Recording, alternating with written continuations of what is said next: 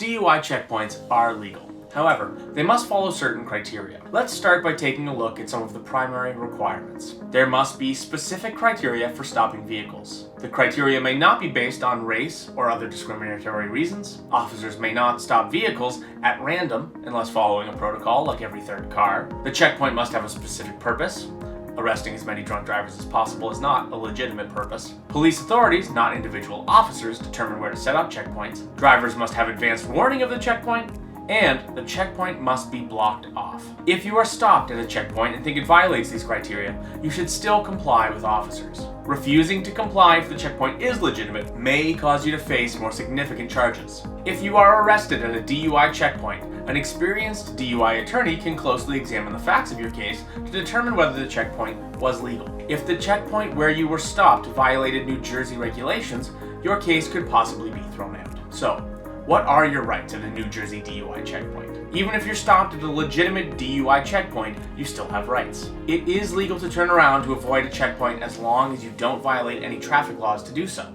However, if an officer sees you turn around, they may see it as suspicious and pull you over. You are not obligated to answer any questions at a checkpoint. It's sometimes advisable to keep your windows rolled up and attach a note saying you're exercising your right to remain silent. Some drivers place their license and registration into a bag hanging from the window. Legally, you must provide your license and registration.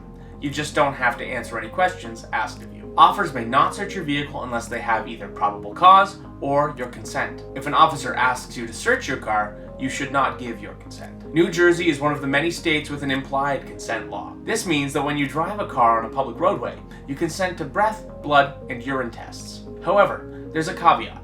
You are not legally required to take a breathalyzer test at the checkpoint. You are required to take a breathalyzer test at the police station if you're arrested on suspicion of DUI. If you refuse a breathalyzer, urine, or blood test at the police station, you may be charged with a refusal. In most cases, this means your license is automatically suspended for 1 year. New Jersey's implied consent law does not extend to field sobriety tests. If an officer asks you to touch your nose, walk in a straight line, or perform similar tests, you have a right to refuse. If you do refuse, it's a good idea to be polite. Police officers do have some discretion when arresting you, and if you're rude, they may charge you for every possible violation.